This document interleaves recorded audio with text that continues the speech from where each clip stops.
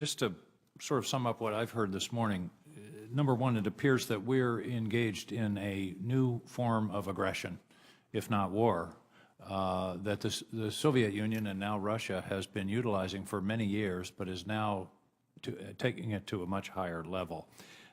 It strikes me that Vladimir Putin is playing a weak hand very well. A couple of questions to try to, very, very short.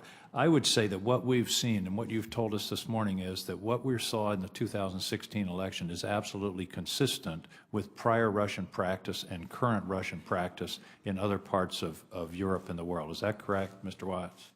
Yes, it's still going on today. Secondly, is it your opinion that this is going to continue? In other words, 2016 is not a one-off. No, I mean, they're going to continue until something meets their challenge. And right now, there's nothing meeting their challenge. Any European effort I've seen is very small in comparison. And Mr. Rumer, would you say that, Dr. Rumer, that Putin is a Democrat, a Republican, or an opportunist? I think it's he's an opportunist. And even if we counter this, so when we counter his efforts, he will continue anyway. It's going to be a dynamic, not a sort of static situation where we deploy countermeasures and that stops. But it will keep going on. I think it's very important, though, that we realize that he is neither a Democrat nor a Republican, because it means that everybody on this dais and everybody in political life in America, regardless of their party, is at risk. In 2016, it happened to tilt because of his interest toward the presidential candidate of the Republican Party, but it could very well be the opposite in 2020 or 2022. Mr. Watts, you're nodding, but I can't record that. Yes, they will shift to whichever one supports or is most amenable to their foreign policy position, or who they think is weak for manipulation. That they will go with whichever one it is. And one thing that was mentioned today somewhat briefly, but it came up in some of the questions, is not only did they hack the Democratic National Committee and misinformation and disinformation and all of that, but they also pushed and probed into our state election systems in a number of states.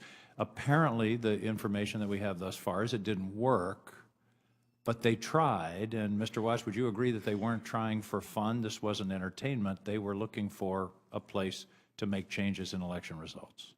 What no one's talking about is the information nukes that Russia sits on right now, because they hacked 3,000 to 4,000 people. I think this afternoon you're going to hear on the cyber, more technical side, this hacking was pervasive. We've focused on the DNC. I've been targeted. Some other people have been targeted that I know. They have our information. So anytime anyone rises up that they choose against, whether it's Republican or Democrat, Congress or executive branch or a state official, they've got the ability to do the same thing they just did over the past year. And I want to touch on that in a minute, but I do want, do you believe that they will try again to compromise state-level election voting machines, registration rolls? They could. That's what they tried this time. I don't think it's about breaking into the election machines. The goal is to create the perception that the vote may not be authentic. And so that's why it's smart to target voter rolls, because just the act of hitting a voter roll doesn't change the votes, but then you can run an influence story that says there's voter fraud in the United States, that the election's rigged, that the count wasn't accurate, and you can gain traction with it. It's a pinprick perception that they're trying to create. You've mentioned several times, and I think the Russian term is kompromat, and I think it's interesting that they have a Russian term, which is compromising information.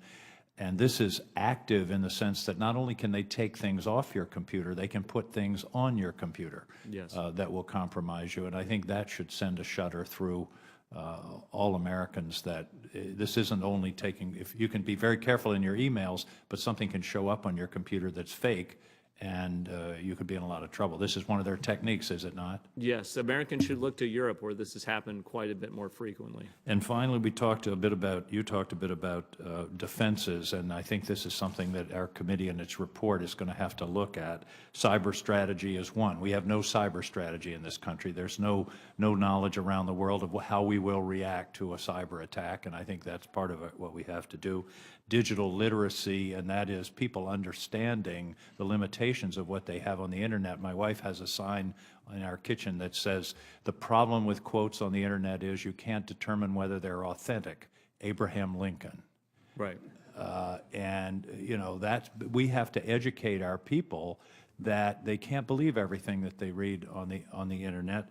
And part of that is, I think, your very creative suggestion of a kind of Snopes, expanded Snopes to check the validity, so people at least know, okay, there's some likelihood that that is untrue. And finally, public awareness, which is what this hearing is all about. Thank you, Mr. Chairman. I appreciate it. Thank you, Senator King.